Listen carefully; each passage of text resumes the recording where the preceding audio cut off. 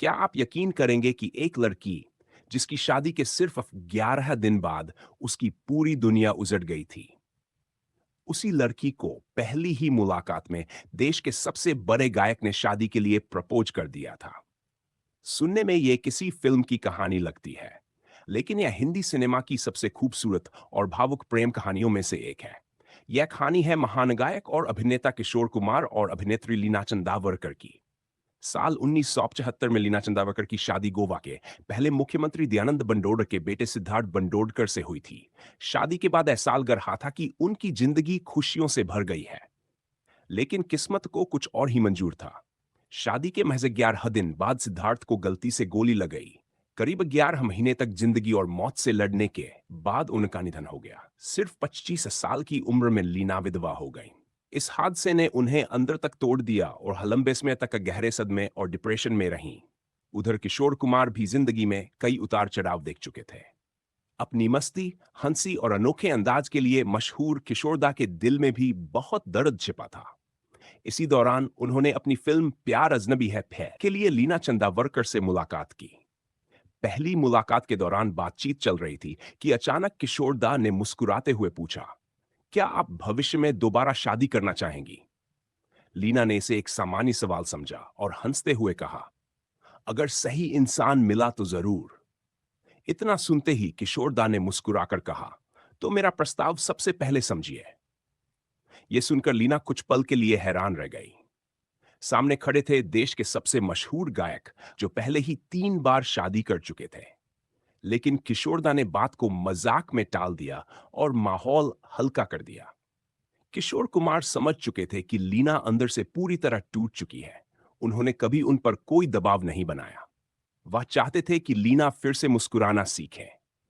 वह उन्हें अपने बंगले पर बुलाते, मजेदार किस्से सुनाते, गाने गुनगुनाते और अपनी मासूम हरकतों से उन्हें हंसाने की कोशिश करते। धीरे धीरे लीना के चेहरे पर मुस्कान लौटने लगी और उन्हें महसूस होने लगा कि जिंदगी एक बार फिर खूबसूरत हो सकती है। लेकिन दोनों की शादी इतनी आसान नहीं थी।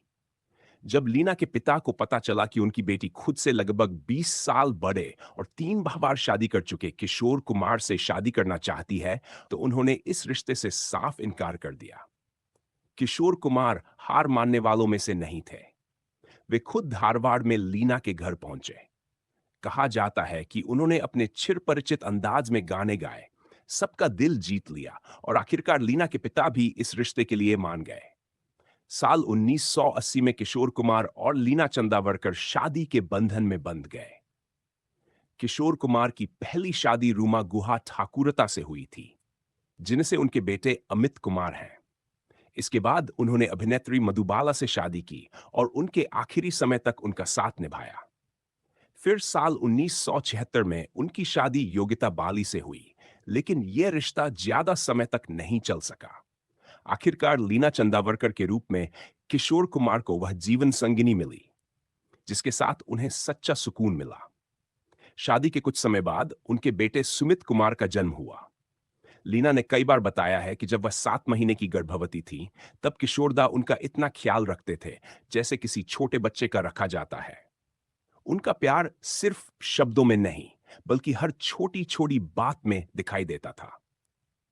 13 अक्टूबर 1987 को किशोर कुमार इस दुनिया को हमेशा के लिए अलविदा कह गए।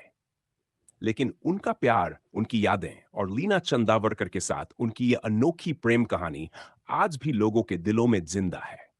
यह कहानी हमें सिखाती है कि जिंदगी चाहे कितनी भी बड़ी परीक्षा क्यों न ले, अगर साथ देने वाला सच्चा इंसान मिल जाए, तो टूटी हुई जिंदगी भी फिर से मुस्कुराना सीख जाती है।